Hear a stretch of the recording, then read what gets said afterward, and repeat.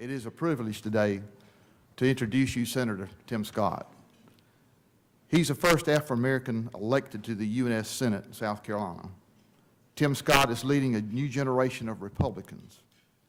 His unique life story offers a fresh perspective as to how conservative values can unleash opportunity for all Americans. Tim was raised in a single-parent household in North Charleston and got his first job changing oil at a gas station when he was 13 years old. After almost failing out of high school as a freshman, he was fortunate to meet with his mentor, John Moniz, who helped teach him conservative values and the idea that you could think your way out of poverty. This influence and the love and strength imparted from his mother began Tim's passion for conservative values. Tim went on to build his business from the ground up. As the owner of Tim Scott Allstate, was named the South Carolina Agency Owner of the Year. He was first elected to public office in 1995, served at the local and state level until his election to Congress in 2010. Tim spent his first summer in the U.S. House of Representatives fighting to save 1,100 South Carolina jobs from the intrusive and overreaching actions of the National Labor Relations Board. The National Labor Relations Board eventually dropped their case under constant pressure from Scott and his colleagues, a victory for limited government and the free market. After serving residents of the Palmetto State for nearly 2 decades, Tim joined the United States Senate in January of 13. And as you know, last week, he won in his own right the seat that was vacated by Senator Jim DeMint. As a freshman senator, Tim was named to 5 committees, including the Committee on Commerce, Science, and Transportation, and serves as a top Republican at the Commerce Subcommittee on Competitiveness, Innovation, and Export Promotion, which works to ensure America remains the best place in the world to do business. There are many more accolades I could talk about, but just know that Senator Tim Scott continues to work to create an environment of success by reforming our tax code, reducing spending, and fighting for the rights of all workers. Ladies and gentlemen, please join me in welcoming Senator Tim Scott from South Carolina.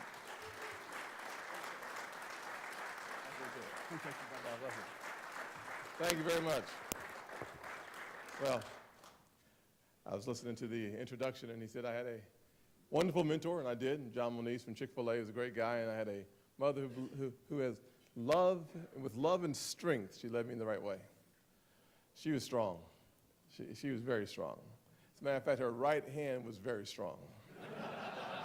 I think about the times when I was not doing as well in school. You know, growing up in a single-parent household, I thought I had a reason to fail, and I acted that way for a long time. And I will tell you that my mother had a whole different philosophy on success and failure. She sat me down one day, and I'm sure your parents have said something like this to you as well. She said, "Timmy, I brought you in this world."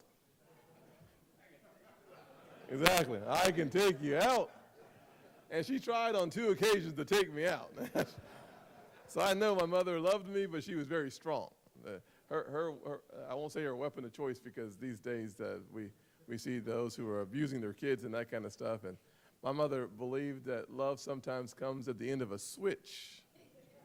And she loved me a lot. You know, but when you flunk out of high school as a freshman, you ought to have some instruction. You look a little confused over there. Yes, ma'am. I flunked out of high school as a freshman. Oh, you are? Well, I didn't listen in class. That was part of my problem. I failed world geography. I think I'm the only United States senator to ever fail civics. And then I came to the United States Senate and realized I had a lot of company in failing civics. We didn't get that part right at all. My goodness gracious, we need some help up here. But I also failed Spanish and English. My joke is, if you fail Spanish and English, no one calls you bilingual. They call you biignorant, because you can't speak in any language. And that's just the way it was. So, I had the great privilege of meeting a small business owner, Chick-fil-A operator, who started really talking to me about the magnificence of the American dream. That no matter where you come from, it is possible to achieve the American dream. But in order to do so, you would have to focus on looking in the mirror and blaming yourself for where you are. He said it's not good enough to blame your dad because he's not around.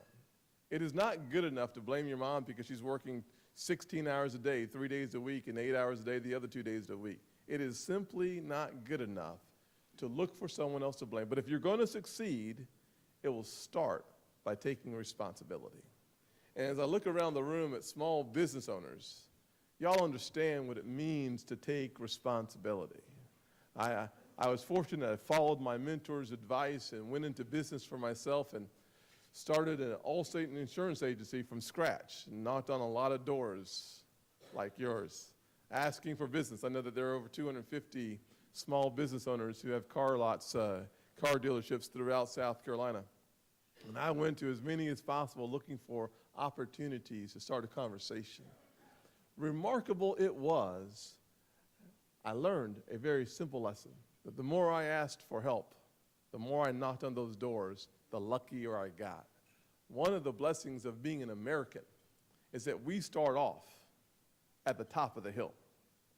We start off living in a place that is amazing. But it's our responsibility to seize it, carpe diem, seize the day so that we can do amazing things with it. I will tell you that as I think about the journey to get to where I am, I will tell you that I had a lot of support, a lot of help. A lot of folks fought me about me.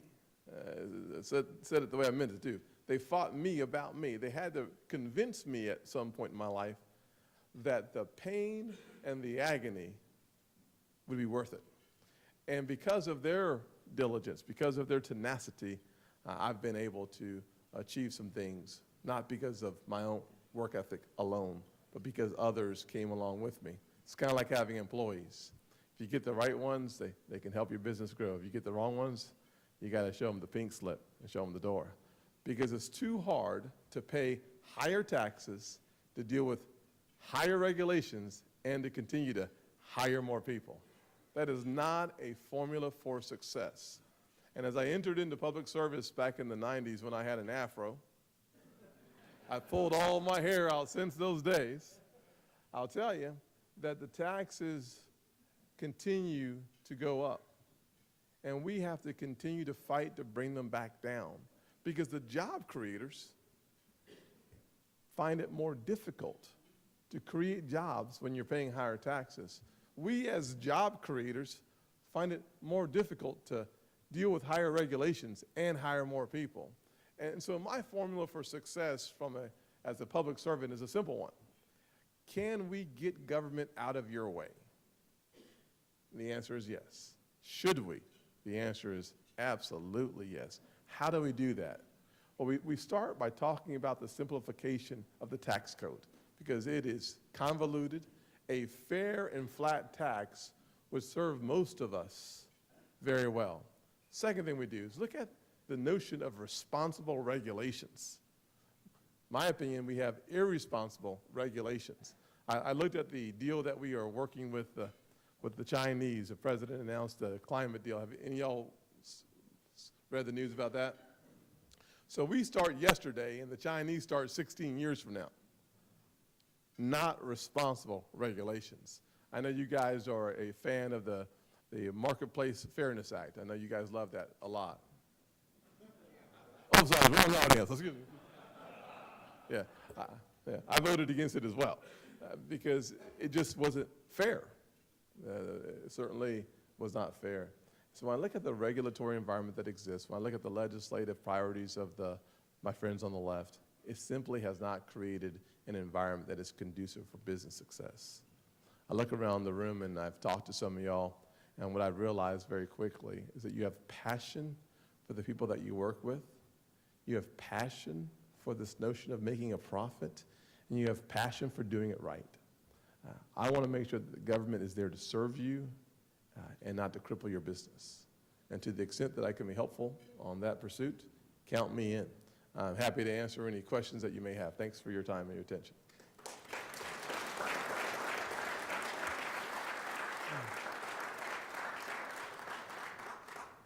And feel no obligation to ask any questions. Going once? Going almost made it out. So that's all right. You gotta have at least one. Do you see anything coming down the pike that would be of interest to our group on the auto part? Yeah, specifically, I would not say specifically. We just had our first organizational meeting for the new majority and looking at the priorities that we hope to set. I think it will be beneficial to businesses at large, having great specificity on the auto industry as of yet, not at this point. We are day one into the new majority. What we're focusing on, we'll start with changing the way that we score taxes. So we're going to have to change the way that the Congressional Budget Office uses dynamic scoring. So in other words, the more you tax it, the less you get of it. The less you tax it, the more you get of it. That's called common sense to most of us, the Laffer curve. Unfortunately, in Washington, that's called, huh?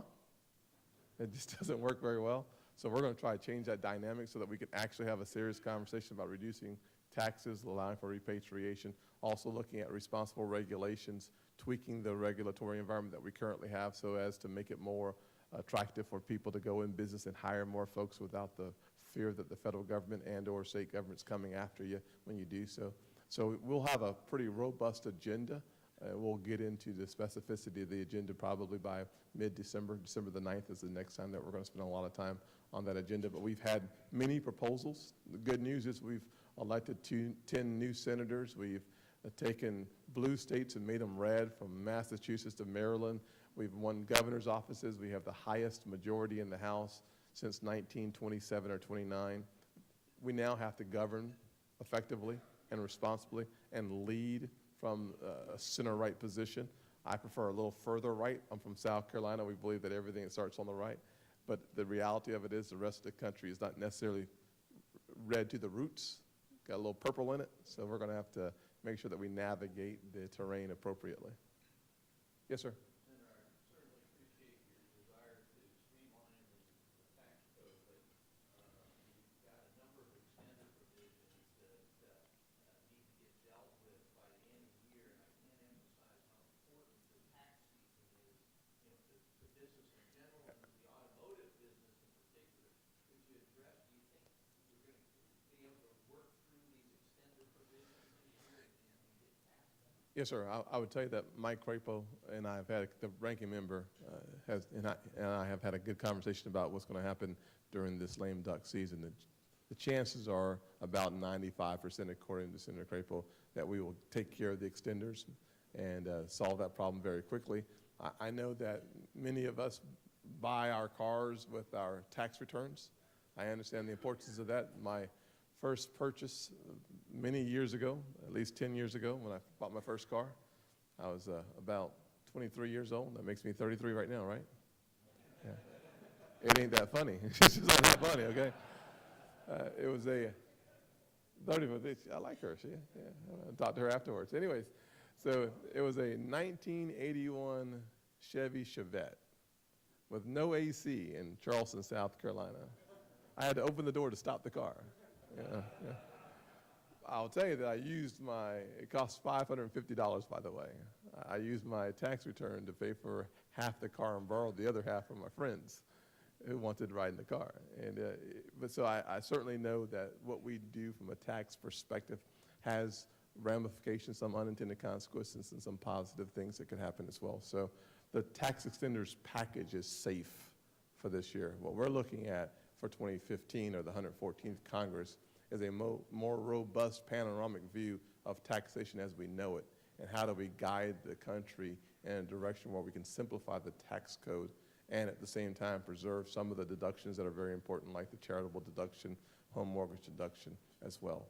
So we're going to have an interesting debate on our hands, but the tax extenders package, according to both sides, we're going to get that done, and there are even parts of it that will be retroactive.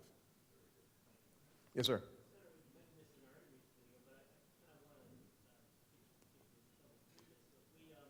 We've come here the last couple of years, and as a viewer comes, we tell them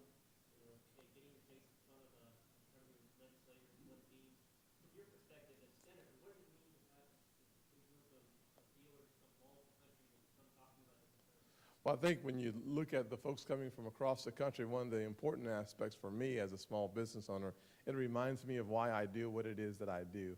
Honestly, we hear comments from politicians that suggest that somehow Washington creates jobs. I'm glad to hear y'all laughing too. This is good. It's just not the case. And so when I sit down and have a conversation with real job creators, it reminds me of what that formula looks like and the importance of that formula of lower taxes, responsible regulations, and getting the heck out of your way. The fact of the matter is that the backbone of our economy, the backbone of what we see as the future of this nation, doesn't start in Washington. It starts at home. In our state, Billy, we have 250 folks like yourself who run businesses. You need your resources to hire more folks. Frankly, it's you, the small business owner, who makes the United Way possible, who sits on boards in your local communities. The more time that is required to deal with the regulations and to fight with the taxation, the less time you have to invest in your communities, the less resources you have to invest in small schools, in hospitals, and on other boards. So it's really important that we understand and recognize what it means when y'all come here. Now, most of you guys can't vote for me, so I don't spend as much time with y'all. I'm just there. There's a couple of you guys that I love a lot. But I like the rest of y'all, but the ones from South Kakalaki, I love you. So, God bless you. Yes, sir. Senator, you mentioned change in the tax code. What do you think the actual odds, taking the configurations that we have, of changing the tax code and reducing capital gains and getting some capital freed up and moving some offshore money back in the country? It would be a big boon to this economy. What do you think the odds are of actually getting that through? Painful. It's going to be painful, but it has to happen. Whether it takes 6 months or 3 years, it has to happen. The fact of the matter is, if we were able to bring the $2 trillion trapped outside of our country through repatriation back to our shores, we could create, in my opinion, more than 1 million jobs. If you look at the impact of the increase in the capital gains, it actually reduces the incentive to make investments into business. It reduces the incentive to take the calculated risk of dreaming and then building. So we need, honestly, it'd be great to eliminate the capital gains, but it's completely unrealistic. But cutting it back to where it was would be fantastic. Embedded in Obamacare. I sold my small business in 2011, which was a wonderful feat. I realized something very quickly, that selling your business and getting the money are two totally different things. Anybody understand what I'm talking about here? You can sell it. I took the note. I wasn't the smartest cookie when I sold the business, right? But when he paid me off, I realized what 3.8% excise tax really means in Obamacare. For me, it meant thousands and thousands and thousands of dollars. Most of us work hard for less money than the average person on the payroll the federal government makes here in Washington. Most of us work really hard for less money because we're in control of our ship. We feel like we're in control of our destiny. That's really important to us. But the fact of the matter is, I would like for you not to send your money to Washington. Keep your money. And if we do that right, we'll be in better shape. So repatriation, bringing $2 trillion home, creates more than 1 million jobs. Reducing capital gains actually creates an incentive for folks to take more risk, which is fantastic for those who are looking for work.